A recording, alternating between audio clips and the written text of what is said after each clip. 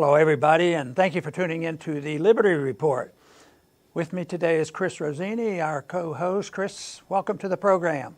Good morning. Great to be with you, Dr. Paul. Very good. And I think today we'll start off with talking a little bit about what's going on in the economy, because there's always something going on.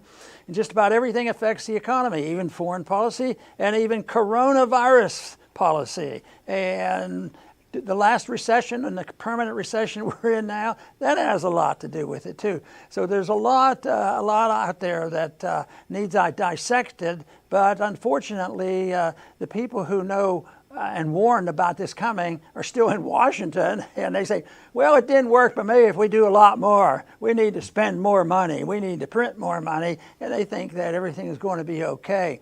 But the statistics aren't too good. You know, the unemployment rate is horrendous. It's hard to even get a real number on this. But you can look at things that are pretty much what the market is telling us. If you take the price of the metals, is one thing, you know, price of gold and silver. But sometimes if you just look at a spot price or a futures price, it's not necessarily the number that you'd pay if you wanted to go get some, because there's always some markups going. But at least you get a gist of what's happening. And the dollar has become very weak over the many years and very unstable, even though a lot of people have made a lot of money off the inflationary psychology that goes on. But right now, if you look at it, if you look at gold as a measurement maybe of what the dollar's going, you say, well, who's in charge of the dollar? Is it Treasury? Not really. The people are in charge because they're demanding so much free stuff. And then the deep state demands it because they have wars and things to do. But also the Federal Reserve is the instrument that they use. And when the Federal Reserve came into being back in 1913, they inherited a dollar that took $25 to an ounce of gold, and $35 or $20 to an ounce of gold. And that didn't last real long, and that was 1913. So finally, when they got us all into trouble in the 1920s, then the Depression came upon us, and Roosevelt came in. They took the gold in from the American people, took the gold price immediately from $20 up to $35, and it took up until 1975 for the American people to regain their right to own gold. So there's a little bit more market play going on now. But when we have these crises going on, gold does reflect it, and there's a lot of fixing done, a lot of buying and selling, and if things are going too fast, I think they can rig it back. Ultimately, long term, the market finally speaks out. And right now, we see gold speaking out and the dollar not doing well. The dollar's been the king for a long time, and it's been, you know, against all the other currency, it looked pretty good.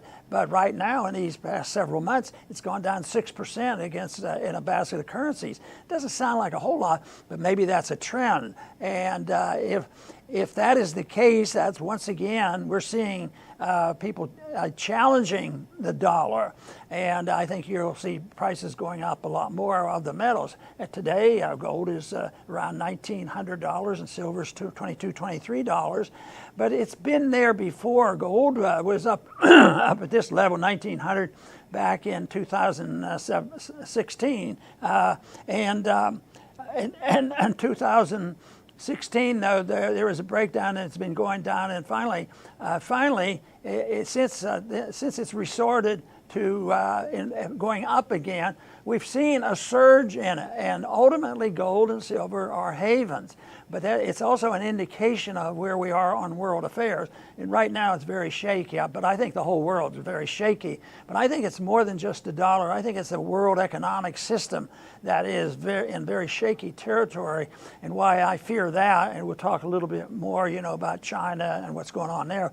But this war we have with China, you know, the trade war and everything, I think that's very, very bad. And I think what our markets are signaling to us now is beware of what's happening to the dollar, but also be aware of what's happening to China and American relationships, because it's getting really pretty rough, and it's sort of inviting a problem. And unfortunately, those problems that come out of a disrupted economy is usually some type of a war. So we live in dangerous times. Unfortunately, the people who are running the show pay no attention to what the solution would be if you lived in a free society. But there's not many people in Washington that care about that. Fortunately, though, we've reached a few. They join us on our program, and believe me, there are a lot of people out there that like to see a change. But right now, the people in charge of Washington and the deep state and the Congress, they can terrorize us, scare people, have people go along with the lockdown and just bow to whatever the demagogues are saying because they can build up the fear. But so it's a job of the people who know and understand this is spread a message around and say it doesn't have to be this way. There is a better way. And Chris, that's what I'd like to keep visiting with you on. Yes, Dr. Paul, and you are right. Ever since 1913, the Fed has been nothing but trouble. They were the ones who set the stage for the Great Depression, and today they are setting the stage for an even greater depression. And we read over at Zero Hedge that the U.S. Treasury is sitting on a cash balance of $1.8 trillion. And, we hear in the news all the time, stimulus. Politicians are talking about trillions like they're settling a lunch check. It's insane. And but it doesn't, we have to keep reiterating this. It doesn't matter how much money you have. It matters how much the money buys. And when the Fed counterfeits money by the trillions especially, you're going to buy less with the money. And politicians are notorious for always doing the wrong things. So when prices start to rise, you can be sure that they will come and institute price controls. And price controls lead to empty shelves. And again, it doesn't matter how much money you have if the shelves are empty.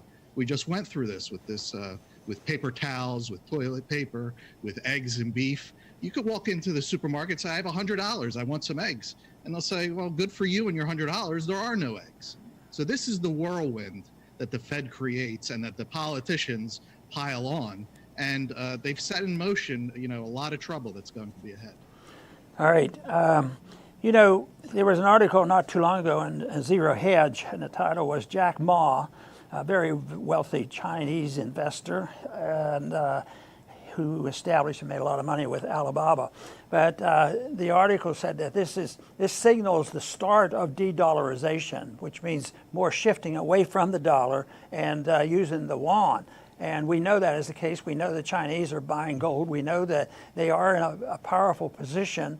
And we also know there's a fear of it, because when you think of the noise going on between our government and China, there's a lot of contests going on. Now they say, well, no, it doesn't look like we're really going to have a military confrontation, but we're doing things that I think are very dangerous, like sending huge navies and planes over near the borders of China. That is just very dangerous. But I definitely think that we're in the middle of, and it's been accelerated, but it's really been going on for a long time. That is the decrease in the dollar being the reserve currency of the world. But it certainly has accelerated, and I guess maybe a little bit more than I might have anticipated, with this crisis. It's a worldwide crisis, and there was, people did go to the dollar, and it is a type of haven. But I think that the de-dollarization is certainly on the way, and that has a lot of ramification. So we think, it's news today, gold's up to $1,900. But total de-dollarization, I mean, nobody knows what it would do. But one thing we know, it will not restore order to the economy, because what we need is an understanding of how the markets are supposed to work in a free society.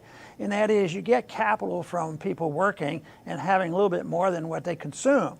But today, nobody looks at it that way. They look at it, where does the capital come from? Well, it comes from the Federal Reserve, and that's why they can spend $3 trillion in these few short months, and then argue over whether the next printing should be for $1 trillion or $2 trillion. And they make that equal to capital, but it's not capital. It's just a dilution of capital. It's a distortion, because we don't even have the guidance of the interest rate. It's supposed to tell us what to do on saving and how to invest, and what do we have to do right now. A lot of the investments, if you look at housing and what people are doing and the way they're are moving and trying to save themselves. It's a result of a combination of things, the distortion of the Federal Reserve, but also the insanities that are going on with the coronavirus. This fear-mongering that goes on, that is very, very serious, and people are panicking over. And lately, I've been listening to people and looking at people, and there's a lot of psychiatric problems developing. Young kids, and I just heard of a case the other day that because their child couldn't go to school and the circumstance was virtually has been a prisoner, in his own house and not seeing friends and playing outside or anything like this. And that is not healthy. So we have the economic and the social and psychiatric things. And if you add that up, I think it's a lot worse than the danger of the virus, which is a danger, there's no doubt about it. But compared to how many people have died over the years and over the last few years, even from influenza, it's not that much difference. Matter of fact, there's been some statistics that show that it's not as bad as it has been, but the hysteria is much worse. It's the worst that has been in my lifetime, and it's the worst that some people say it ever was. And unbelievably, it's worldwide, and it has a lot of effect on what investments do. You look at the cities now, they're moving out because we have the Marxists taking over and burning the cities down and the police endorsing it. At the same time, the wealthy people now, they want to get out of town, and they're moving out of town. So in one area of town, which has been in poverty because they've had too many do-good liberals running those cities. So anybody with a little bit of money left, even if they have a nice house, they're getting out of town and they're moving to the suburbs. So prices continue to crash, things get worse there, and then outside the city, prices go up.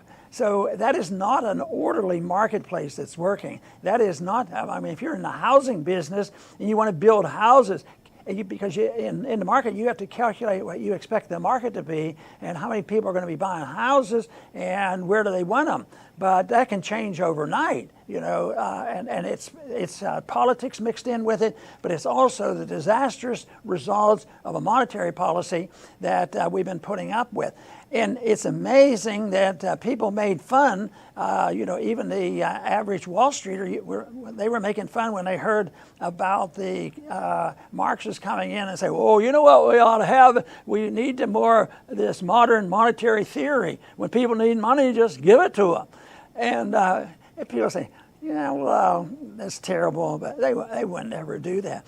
But I think if somebody sat down and started looking at this, they might say that we're well into this modern monetary theory, which happens to be an ancient theory, that fiat money has been used as a substitute for real money for a long time, and it doesn't work. It makes it work. It encourages special interests. Unfortunately, the instability too often leads to war, and that's one thing that people should be very, very wary of.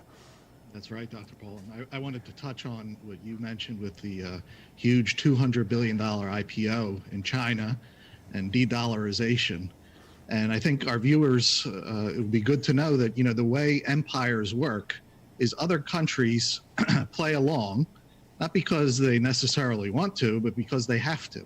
Because the US dollar and the US military empire go hand in hand. One reinforces the other. One is there for the other. So if you're another country and you have a problem with the US dollar, you're going to have a problem with the US military. So in this environment, countries sit back and nobody wants to be the first one. It's not safe to try to get out of this.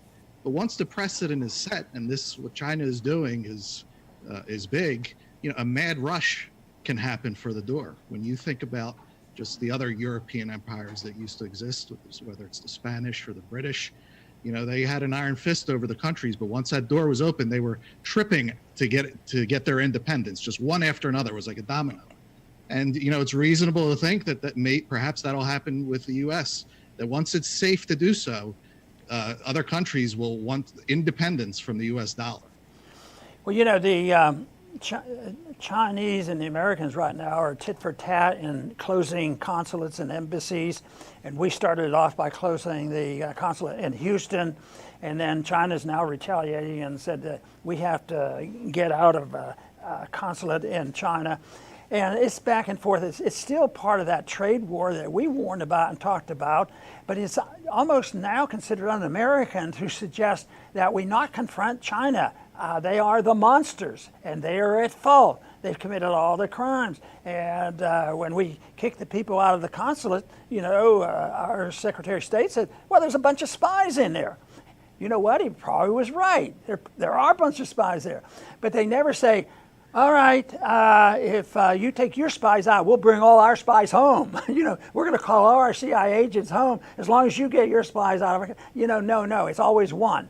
And that's not to say that China is not a problem, but to have these trade wars and pretend that China has done everything from creating and spreading the viruses to the trade war that goes on, I don't think that's going to work out well, because I think it builds up more antagonism, and the economics will eventually drive us to more conflict, because history has shown that generally has happened in the past, but there seems to be no concern about that. It's blame. And once again, right now, you're not very patriotic if you don't wear your mask where you're supposed to. They put a guilt trip on people, and they terrorize people, and that's the way right now is. You don't hear anybody try to get a balanced understanding of what China's doing. I think it's fair to point out what they do, but to pretend that we're saints, that's what antagonizes people. And we've been doing it for a long time,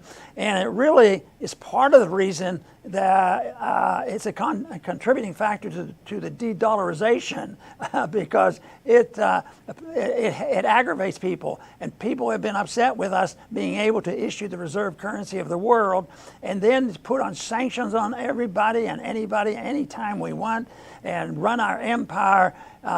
So for some reason, people eventually get tired of that, where if you think you can dominate, one country dominate the world, yes, you can do it for a long time, and we have done it. And right now, though, I think this whole thing is helping to hasten the day when that dollar will no longer be king. Right, Dr. Paul. I'll finish up by stressing that we need sound money and liberty, obviously. And we are Americans, so our concern is with the American government. There are the other countries may not be angels, but we have to watch over our government. We are citizens of our government, and we have big problems. We just look at what has happened since March. Authoritarians can take a bad situation and make it much, much worse than it has to be, and it's because they never think that they're wrong, but their outlook is wrong. They really believe that they can micromanage the world, and not just foreign countries. We talk about the empire. It's us too.